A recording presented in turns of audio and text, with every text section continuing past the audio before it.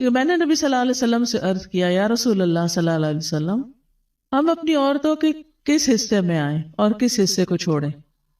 یعنی شوہر بیوی کے تعلق کی بات ہو رہی. یہ بھی ایک بہت آج کے دور کا، ہر دور کا مسئلہ ہے، لیکن آج کے دور میں اور بھی گمبھیر ہوتا چلا جا رہا ہے بہت سی چیزوں سے ایکسپوز ہونے کی وجہ سے. تو کیا جائز حد ہے اور کیا نہیں ہے؟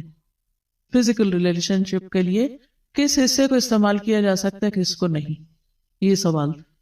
تو اس پر آپ صلی اللہ علیہ وسلم نے فرمایا تمہاری بیوی تمہارا کھیت ہے، تم اپنے کھیت میں جہاں سے چاہو آؤ.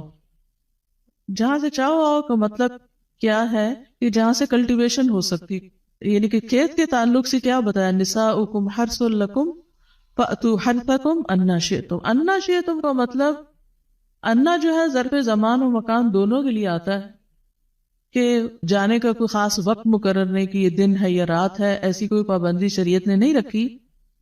اور اسی طرح جب کھیت کہہ کے بیوی کو بتایا گیا تو اس میں اس کی یعنی کہ اس کی قدر و قیمت اور اس کی حفاظت اور اس کی سرسبزی اور خوشحالی اور وہ ساری چیزیں اپنی جگہ ہیں. پلس یہ بہت ہی حکمت کی بات ہے کہ کھیت میں کچھ اگ جب ہی سکتا ہے جب اس میں بیج ڈالا جائے. تو اب شوہر بیوی کے ساتھ ایسا تعلق قائم کرے کہ اولاد پیدا ہو سکے. وہ اورل سیکس سے تو نہیں ہو سکتا، وہ اینل سیکس سے بھی نہیں ہو سکتا. obviously انڈرسٹوڈ ہے کہ انا کا مطلب یہاں کیا ہے، ٹھیک ہے نا. یعنی یہ وہ باتیں ہیں کہ جن کو بہت لفظوں کو کھول کھول کے نہیں بولا جا سکتا، لیکن اٹس انڈرسٹوڈ. تو آپ نے کہا جہاں سے چاہو، یعنی کوئی رکاوٹ نہیں، ممانعت نہیں. اس کا یہ مطلب نہیں کہ ناجائز حدود فلان کے کہو کہ اس کی بھی ممانعت نہیں. البتہ جب تم کھاؤ تو اسے کھلاؤ. یعنی کہ شوہر خود آؤٹنگ ڈائننگ کے لیے چلا جائے اور بیوی کو کہے کہ بس گھر میں ہی پکا لو اپنے لیے اور کھا لو، خود صرف دوستوں کے ساتھ رہے. دس از ناٹ رائٹ. بیوی کو بھی لے کے جائے اور ساس بھی بہو کو جانے دے. جب تم کھاؤ تو اسے بھی کھلاؤ، جب پہناؤ تو اسے بھی پہناؤ. کا مطلب یہ ہے کہ عید آئی ہے، اپنے لیے سوٹ لے رہے ہو تو بیوی کو بھی کچھ لے کے دو. یہ ہے ایکوالٹی ایک طرح سے. تو اس کے چہرے پہ نہ مارو، اسے گالیاں مت دو، ابیوز نہیں کر سکتے. اور اسے قطع تعلقی اگر کرو، یعنی ویسے تو نہ کرو لیکن اگر کرو تو گھر کی حد تک رکھو. کک آؤٹ نہیں کرو، گھر سے باہر نہیں پھینکو، گھر سے نہیں نکالو. کیونکہ بعض شوہر کہتے ہیں نا، فون پہ کہہ دیتے ہیں گھر چلی جاؤ ماں باپ کے، میں تب گھر میں داخل ہوں گا، آؤں گا ہی نہیں. یہ غلط ہے، ایسے نہیں کرنا چاہیے. اور یہ کیسے مناسب، یہ کیسے ہو سکتا ہے کہ تم اس کے ساتھ یہ سلوک کرو جبکہ تم ایک دوسرے کے پاس حلال طریقے سے آتے ہو؟ یعنی تمہارا ایک جائز تعلق ہے اور پھر تم اس تعلق کو اس طرح خراب کرو. تو بیوی کو مارنے سے متعلق جو قرآن اور حدیث کی روشنی میں جو حکم ہے وہ سامنے. پھر اسی طرح غلام کو مارنے کی ممانعت، نوکر کو، غلام کو، اس کو بھی نہیں مارنا چاہیے. ابو مسعود بدری سے روایت ہے کہ میں اپنے غلام کو کوڑے کے ساتھ مار رہا تھا کہ میں نے اپنے پیچھے سے آواز سنی، اے ابو مسعود جان لو. اور میں غصے کی وجہ سے آواز سمجھ نہ سکا، یعنی ایسے مار رہا تھا کہ مجھے نہیں سمجھ آئی کہ کس نے پکارا مجھے. جب وہ میرے قریب ہوئے تو وہ رسول اللہ صلی اللہ علیہ وسلم تھے اور آپ فرما رہے تھے جان لو ابو مسعود، جان لو ابو مسعود.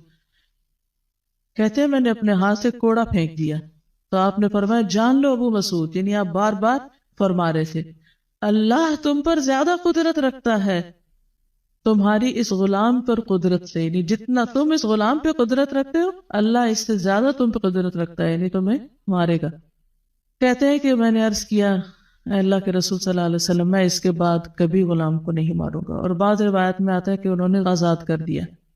ابو عمر زازان سے روایت ہے، کہتے ہیں کہ ہم لوگ ابن عمر کے پاس تھے، انہوں نے اپنے غلام کو بلایا جسے انہوں نے مارا تھا.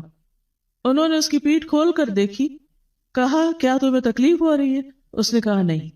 اس کے بعد ابن عمر نے غلام کو آزاد کر دیا اور ایک تنکا زمین سے اٹھایا اور کہا کہ مجھے اس کا اتنا بھی اجر نہیں ملے گا جتنا اس تنکے کا وزن ہے۔ میں نے کہا ابو عبد الرحمن آپ ایسے کیوں کہہ رہے ہیں؟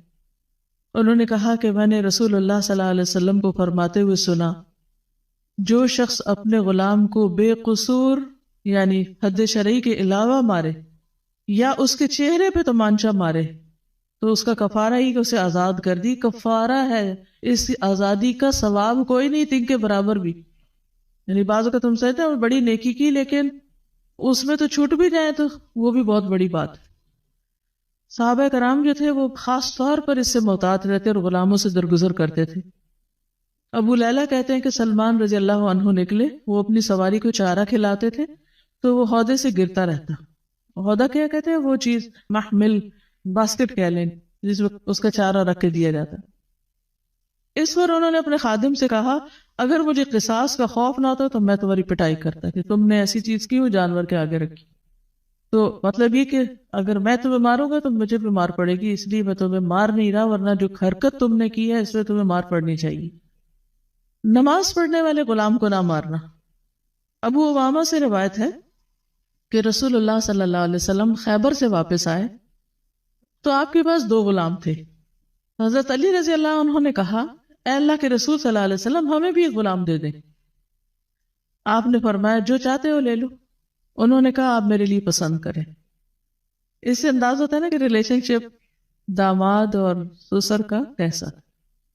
آپ صلی اللہ علیہ وسلم نے فرمایا یہ لے لو، اس کو مارنا نہیں، کیونکہ میں نے خیبر سے واپس آتے ہوئے اسے نماز پڑھتے دیکھا ہے اور مجھے نمازیوں کو مارنے سے منع کیا گیا ہے۔ آپ صلی اللہ علیہ وسلم نے دوسرا غلام ابو ذر کو دے دیا اور اس کے ساتھ خیر و بھلائی اور حسن سلوک کرنے کا حکم دیا۔